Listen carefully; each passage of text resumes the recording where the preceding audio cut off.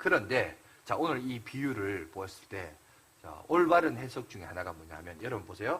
자, 여기서 보화와 진주가 이게 얼마나 가치가 있는가. 예수님 시대에서는 이게 인공이 없었고 천연으로 조개를 따서 직접 그것을 발견했기 때문에 좋은 극상품의 진주를 구하는 것이 여러분 쉬운 게 아니었어요.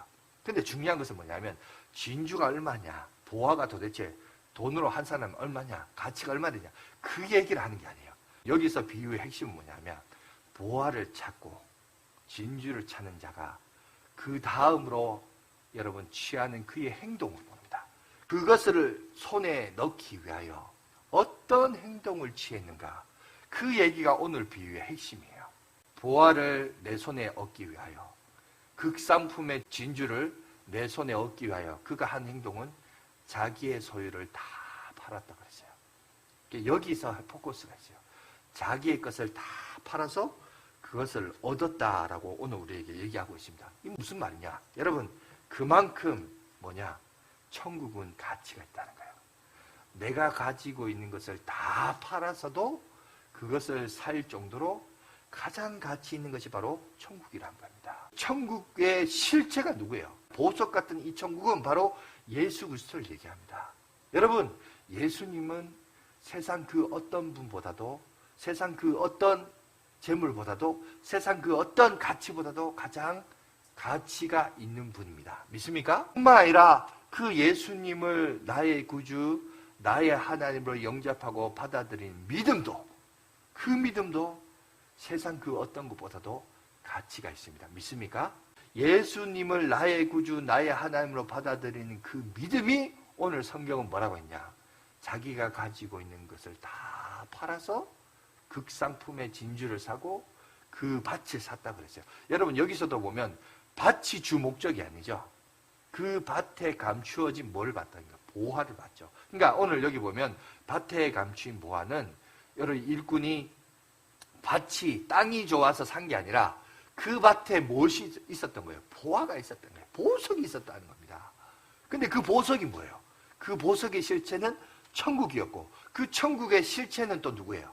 예수 그리스도였다. 이해가 되십니까?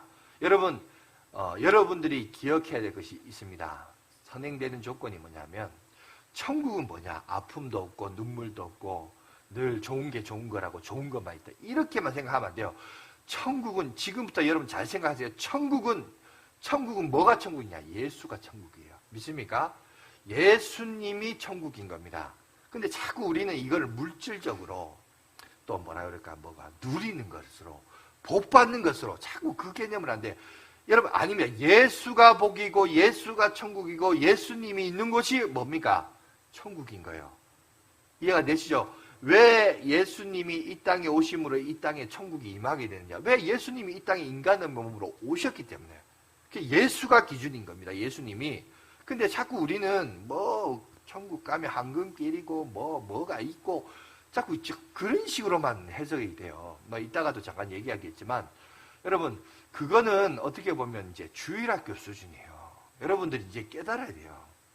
뭐냐면, 왜 우리가 천국이 좋은 것이고, 왜 거기는 아픔도 없고 눈물도 없고 여러분 황금길이 보장되어 있고 모든 것이 풍족하기에 거기가 천국이다? 그거는 늘 제가 얘기하지만 그게 이제 샤머니즘 기복적인 신앙에서 관점에서 얘기해요. 그게 아니고, 그게 진짜 천국이 아니고, 뭐가 천국이냐면 예수님이 있는 곳이 천국인 거예요. 이해가 되십니까? 만일 한번 보세요. 우리가 생각하고 있는 그런 관점에서 그게 천국이라고 얘기한다면, 그러면 예수 믿고 신앙생활 하다가 순교한 사람은 제일 불쌍한 거예요. 안 그래요? 순교한 사람. 지금도 보세요. 복음을 위하여, 아까 우리 장로님도 기도하셨는데, 먼 타국에 가서 자기 민족도 아니야. 그죠? 보통 선교한다는 사람들이 보통, 물론 선진국 가서 선교하는 그런 분들도 제 주변에 있습니다. 뭐 그분들을 제가 굳이 뭐 비방하려고 한 건 아니지만 본인의 사명이 있겠지만, 보통 우리가 아는 선교라고 하는 것은, 그죠? 자기가 살고 있는 나라보다 더 못 사는 데 가서 굳이 왜 자기 인생과 시간과 가족을 희생하면서 그래서 하냔 말이에요. 그러면 그 사람은 뭐예요? 그게 천국이야. 그게 우리가 그런 개념으로만 받아들이면, 여러분, 그 사람들은 지금 생으로 그럼 지옥 가는 거예요? 뭐예요? 지옥 같은 삶을 사는 거예요? 그런 개념으로 받아들이면 이게 이상해져 버려요. 근데 우리가 워낙 옛날에 이 5,000년의 역사 가운데 사실 우리나라 역사가 사실 그랬잖아요. 이 5,000년의 역사 가운데 늘 외세로부터 침략당하고 무시당하고 어떻게 보면 지금이 제일 잘 살죠. 남한. 물론 이제 그 반쪽만 잘 살지만 북한은 여전히 지금 힘들지만 여러분 그러다 보니까 여러분 그런 개념에 빠질 수 있습니다. 그런데 그게 아니고 여러분 여기서 잘 보세요. 천국의 실제는 뭐냐 하면은 그거 예수가 천국이란 거예요. 그러니까 내 삶에 내 마음에 나와 내 인생에 예수님이 나와 함께 하신다. 그게 천국인 거예요. 내 일에 성공을 했냐 실패했냐 집 평수가 20평이냐 30평이냐 40평이냐 방이 3개냐 4개냐 화장실이 2개 있냐 5개 달렸냐 그게 중요한 게 아니고 그게 천국이냐 지옥이가 아니고 예수가 있는 게 천국인 거예요. 이거를 아셔야 돼요. 근데 자꾸 우리는 그걸 자꾸 황금길이고 돈을 얼마 받았고 집 평수가 얼마고 화장실이 개수가 몇 개고 자꾸 그런 개념으로만 얘기를 해요. 그러면 이게 안 맞는 거예요. 이게 지금 이게 여러분 예수가 천국인 겁니다. 하늘색을 보시면 자 5번째와 6번째가 비슷한 내용을 얘기합니다. 비슷해서 흔히 뭐 쌍둥이 예화라 비유라 이렇게 얘기를 하는데 그런데 비슷한데 차이가 있어요. 뭐냐? 첫 번째 밭에 숨겨진 보화는 이것을 발견할 때 우연히 발견했어요. 우연히 발견했습니다. 그래서 이제 제가 그걸 옆에 보시면 뭐라고 했냐? 수동적이다. 내가 어떤 노력하고 애쓰고 힘써서 된 게 아니라 우연히 발견한 거예요. 그리고 두 번째 보면 진주는 그거를 진주를 찾는 상 여기 보면 이 사람은 능동적으로 일해요. 그러니까 복음이라고 하는 것은 사람의 태도가 이렇듯 두 가지입니다. 뭐냐? 수동적으로 우연히 발견할 수 있고 어떤 삶은 그것을 진리가 무엇이냐? 하나님이 무엇이냐? 삶의 제일 근원 중에 근원이 뭐냐? 이걸 찾다가 여러분 하나님을 만나는 사람도 있어요. 그죠? 그러니까 하나님을 체험하는 사람에게는 저런 인생의 두 종류가 있어요. 밭을 일구다가 그 사람이 일꾼인지 소장농인지 뭐 모르겠어요. 중요한 건 성경 그렇게 얘기하고 있지 않기 때문에 그 사람 신분을 모르겠는데 어떤 길 가다가 했는지는 모르겠지만 중요한 것은 우연히 그 보화를 발견합니다. 우연히 보화를 발견하지만 어떻게 하죠? 감정을 보니까 기뻐했다 그랬어요. 여러분 예수 그리스도를 만나고 주님을 만나는 여러분 그 기쁨을 경험하게 되죠. 그 기쁨을 경험하면서 하나님 앞에 그렇게 나갔습니다. 여러분 오늘 예수님이 이 땅에 오셔서 그리스도의 사역을 할 때 우연히 갈릴리 호숫가를 거닐다가 여러분 베드로와 안드레를 만났습니다. 그리고 그들에게 말합니다. 나를 따라오너라.